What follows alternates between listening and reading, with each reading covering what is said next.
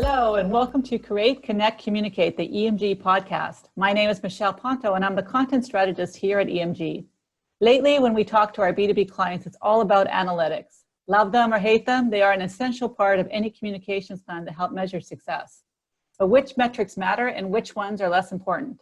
These are just a few of the questions we will be discussing today with our special guest, Johna Burke. Johna has over 20 years of experience in the areas of marketing, public relations, investor relations, communications, and operations for both B2B and B2C organizations. Currently, she is the Global Managing Director at AMEC, the world's largest media intelligence and insights professional organization. Welcome to our podcast today, Johna. Thank you so much for having me, Michelle. It's great to be here. We're so happy that you can join us because, as I mentioned, we are getting so many questions about analytics. People are really wanting to target it on what they should be looking for, and there's so much data out there. But before we get into that, let's just start with the basics. What is AMEC? What does this organization do? AMEC is the International Global Association dedicated to measurement and evaluation of communication. So we have a very niche role in kind of the communication and measurement and evaluation world, where those experts who are poised and positioned to really focus on delivering value back to their organization through the communications have a vehicle through AMEC to be able to measure and put that into action for them. We know that one of the things that AMEC has launched is a global Say No to AVE campaigns. What are AVEs and why are these not a good measure for professionals to use? You bet. So AVEs stands for the Advertising Value Equivalency, and they have been around for a long time. Part of the challenge, I think, is in the value equivalency. So in the olden days, it was thought that the column inch would, if they took all the column inches of an earned article, they could take what the paid value for that same space would be and give it that value. What we know is when you have earned media, it's more credible, it's more authoritative. So putting it in a position of something where you're putting out the message in an advertising scenario anyways is a skewed metric.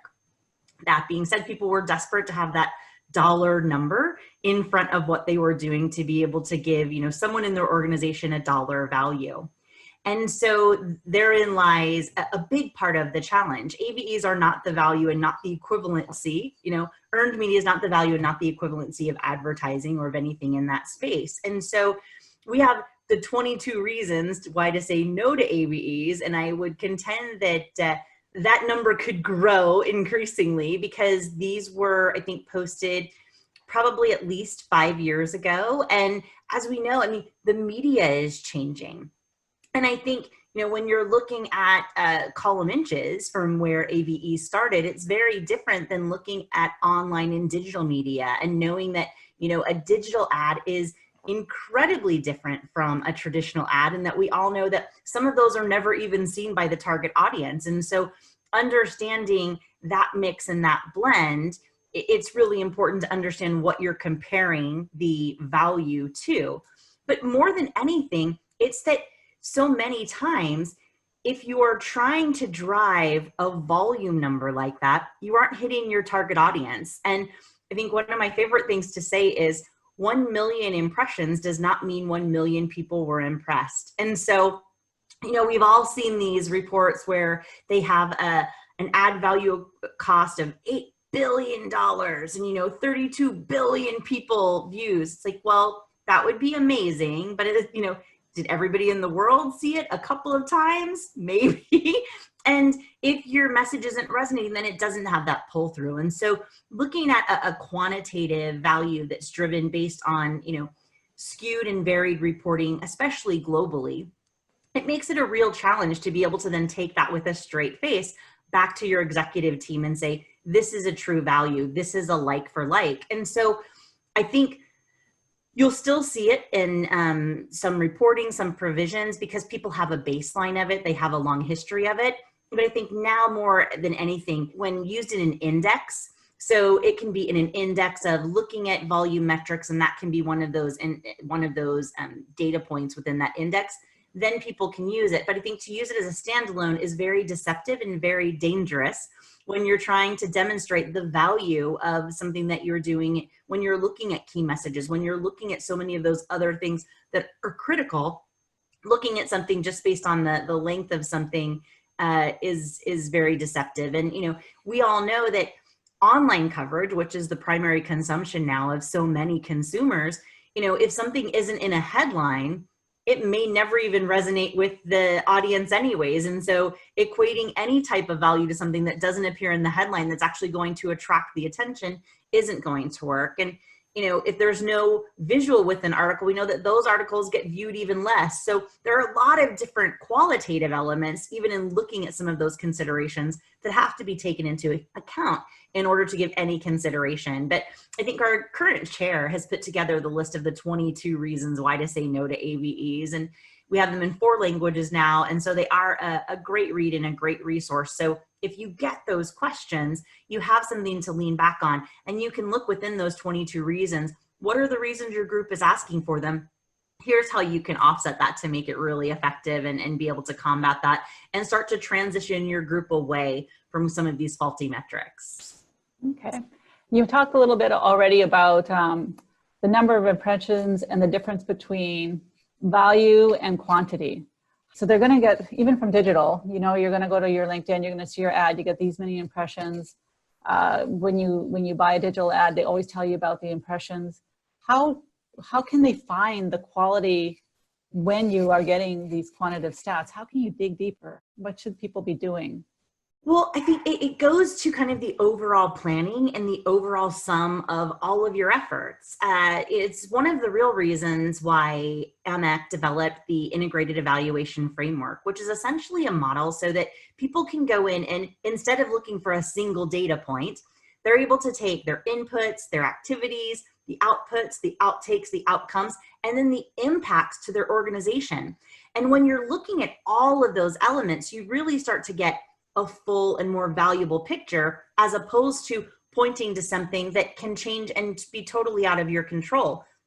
It's in the old days my days, where, you were talking about, you wanted to have that, New York Times piece. Well, if all of a sudden the New York Times takes a subscription dip, then, now you have the next year for your year-over-year metrics, you're trying to balance and get that New York Times article again. And so understanding that you're focused on what you're planning, who your audience is, what you're trying to accomplish, that's a much more strategic approach as opposed to getting these kind of volume metrics. And the integrated evaluation framework really helps you do that. So now it's an online tool that you go in, and then once you put in all of the tiles, it's going to generate a PDF for you. So your team can then say, okay, here's what we've all agreed to. We know what our inputs are, so we've already set our objectives, we have our budget, we know the resources, including the staff, the agencies, the facilities, the partnerships, whatever that's going to be included in putting that together, right? Part of that is SMART objectives. And I like to actually call them smarter objectives because we have specific, measurable, attainable, realistic, time-bound. And I think I add an E and an R. And the E is that they're ethical. So many times now, we always have to be under and cognizant of the ethics of what we're doing, how we're reporting, what we're trying to position. And then the R is that it's revolutionizing. What we're doing is going to make a difference. It's going to make an impact, and here's how we're going to do it. And when you're looking at it from those levels, it makes then formulating those activities that much easier, right? So then you have, what is your research? Why are you doing what you're doing? How does that feed into your planning? What is the production going to be that's going to be a factor of that? So that's where it comes into your design, your writing, your media buying, all of those different elements. And then what are those outputs? And the outputs is, what are you putting out, right? So that's your distribution, your exposure, the reception of your audience. That's where you're going to get a lot of those volume metrics are going to play in those outputs. But then you want to get to the outtakes. Based on all of those outputs, what was the audience shift or change? What did they take away based on what you're doing? So is there increased attention, awareness? What is the understanding? How have you shifted that opinion? Is there an interest? Is there more engagement now, more support, more participation? Does your brand get better consideration? Are you starting to see that time from someone going into the funnel to the bottom of the funnel? Is that a shorter time period that you can equate to that good communication? And that's where you're going to be able to see some of those other numbers play into effect there. And I think it's really important as you work your way through the integrated evaluation framework that you understand what are these implications to your organization uniquely and how you can apply that. So it doesn't have to be the general. It's, hey, this is our plan. These are our objectives. This is how we're forging against those objectives.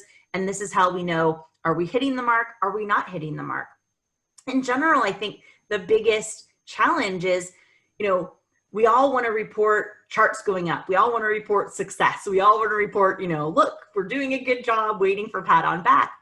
But I think it's that realism that will propel and accelerate both our organization and the individuals much greater, because you want to always be realistic, and every program is not going to be a success. But if you have the data and you understand why it wasn't a success, that empowers you not to make that same mistake, and to give the confidence in your executive team, in the C-suite, to say, hey, this was a swing and a miss, but we know why, and we aren't going to replicate that. And here's how we're going to shift and adjust to make sure that when we do shoot for that similar target or same target, that we're going to be more on the mark. And these are the steps that we're going to take to ensure that there's success in the future.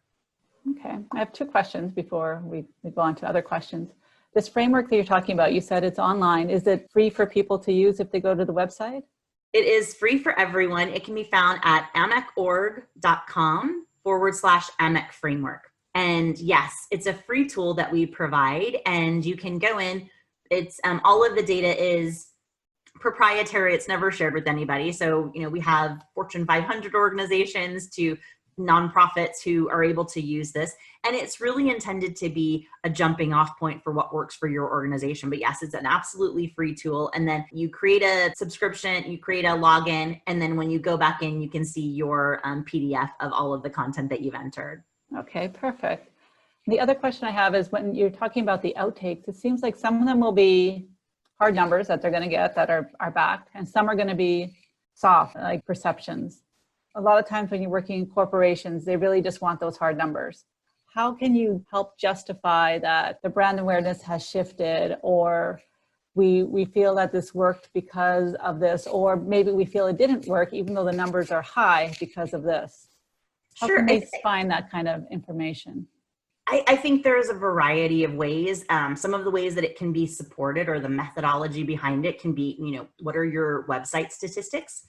Are people staying on your site more? Where are they going once they're on the site? Has it changed or adjusted their path? You can include your social media analysis. What does that look like? The qualitative, what are the comments? Are there more comments now? Are the comments more positive? Are they more neutral?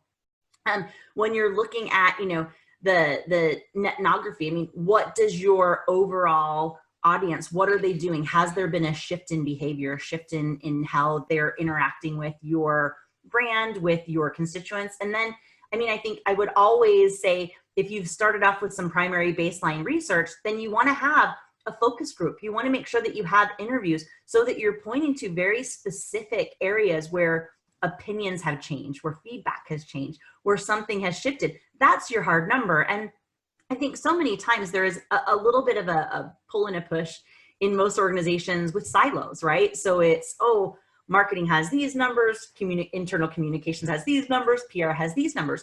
And I think when you look at it in the aggregate and you're looking at all of those elements, we know that advertising works, we know that marketing works, we know that PR works. What we also know is that when they are all working together, they work exponentially better. And so making sure, that if your marketing team is using a certain language, what is the significance of that language? Are you using that also in your internal and in your PR efforts? Or if something is really resonating in your PR as far as that kind of common language for search, for what you're trying to impact, are you integrating that into your other levels? And you can only do that by looking at all of your data in a uniform way. And I think so many times, if we're chasing those quick metrics, we lose track of, hey, we're managing reputation. Reputation is not something that is, that quick, easy index number, but it is impacting our cost per client,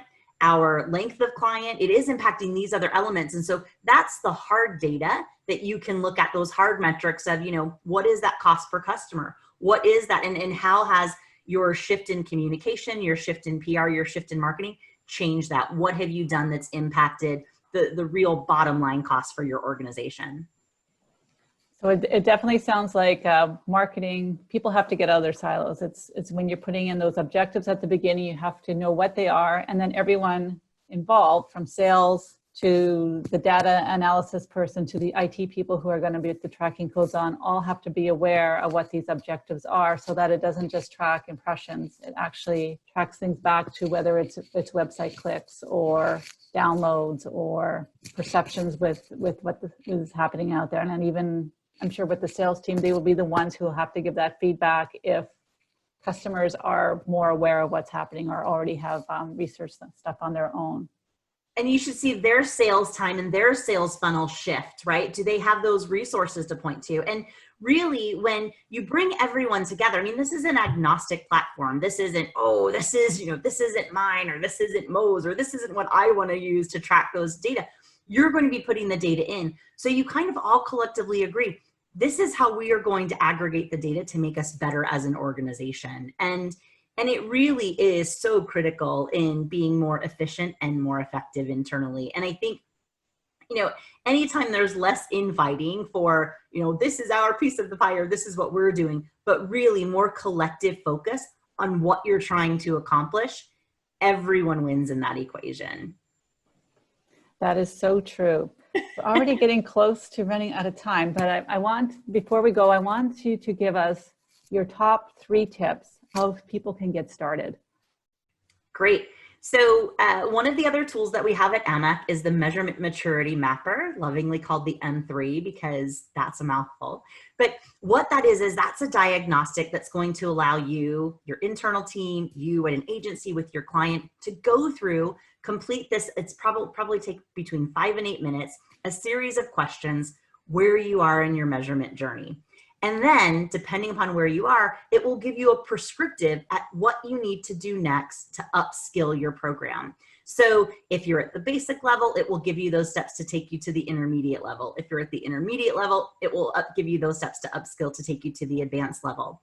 And that is something where, again, it's third party, it's agnostic. So it's going to give you that prescriptive of what you can do to be better.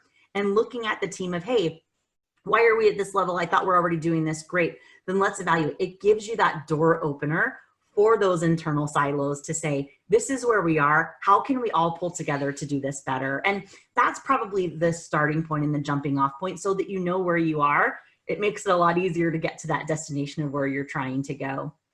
From there, we also have the Barcelona Principles, which we recently updated in July. So the Barcelona Principles 3.0. And those are the 7 basic principles of communication that are going to give you the ability to normalize and to agree when you're setting those objectives. What are really the gold standard and the best practices of communication?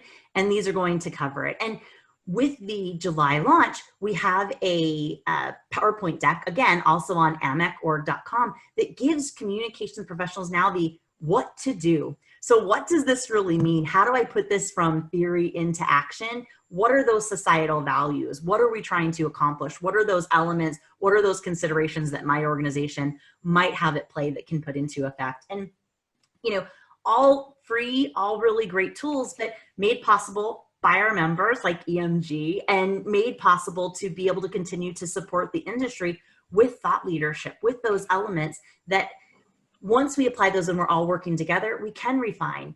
There is no silver bullet in measurement and evaluation. And that's, the most common question I get. What is the one metric that, we need to use? What is the one thing that you are trying to accomplish that has a single touch point of anything? So making sure that you assess, that landscape, and that you have both collaboration to bring into play for what you're trying to do, but at least a starting point that creates that good conversation. So as you're navigating, you're creating those smarter objectives, you have a clear guide of how you're going to get there and what you hope to accomplish when you're completed. I love all the tools that are on your website because we use them when we're working with our clients as well, because sometimes they don't have the time or they're not quite sure what their objectives are. So we can go through and use that exact same framework and work with them. Okay, here's the objective. Here's our outputs. Here's the plan. Here's how we're going to measure it. And it puts it all together for them. So they are fabulous tools.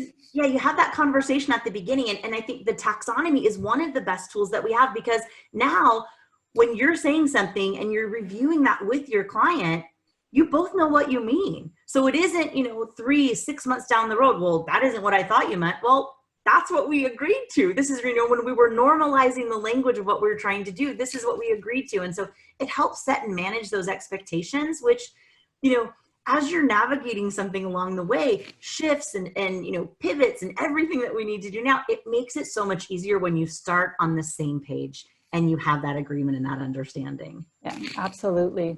One more question for you, because we do have some clients that still use the AVE, and they know that it's not the only measurement, but they're asked to show it. And because that number is sometimes really high, and then when you show them the real impact, it will be lower, especially if you're working with a niche audience, it's going to be lower. How can they justify how much lower the actual impact is compared to something that's just measuring the big number? Well, I think it speaks to, if their number is 1 million, if their target audience is 50 and their number is 1 million, but that 50 isn't in the 1 million, that's what they need to be conveying, and that's the critical piece. It's the number is deceptive, right? So making sure that the better they have a clearly stated customer profile and know where they are, that's where you're looking at that, big number, that inflated number, and that targeted number. That's going to be more meaningful, because when they're looking at, here's our perspective isn't in this million, but they are over here in this 25, here's where we have them. So it goes to communication, and it goes to setting and managing those objectives that, our very niche audience is this group of people. It's not an easy conversation, but it's a critical conversation to have. And I think once you demonstrate that you have a grasp, a knowledge, and a passion for data of how you're putting all of those pieces together, that makes a single data point less impactful to everyone in your organization. I totally agree. It's all about educating. If you can educate them that you're giving them the right numbers and get them on board and make them smarter, make your boss smarter, they're going to appreciate that. Absolutely. Well, this has been super fascinating. And I could tell that we could be talking about this for a whole day and we still won't cover everything. So I'm going to invite people to definitely go visit your website. It's amecorg.com. You can find all this different kinds of information on it. The framework's on there, the reasons why you shouldn't use the AVE, everything is on there, plus a whole bunch of other information. And I'm so thankful that you were able to join us today. Thank you so much. What a pleasure. Thank you so much for having me, Michelle. It's been so great spending time with you. And yes, we could talk for a week about this anytime, but we do have Measurement Month coming up in November. So we would encourage everyone to visit the AMEC org calendar, see a lot of the free activities that are going to be available put on by members, and hopefully something syncs. Something might be in a different region where they are. They can point their customers to that, webinar, and it just helps. That repetition of the messaging is so important, because sometimes it's one little nuance of how something is said that can really create that light bulb moment. So thank you so much for taking the time. Thank you all for being AMEC members, and it's such a pleasure to spend the time with you today. Yeah, and thank you for joining us today. And thank you all for listening. Have a great day.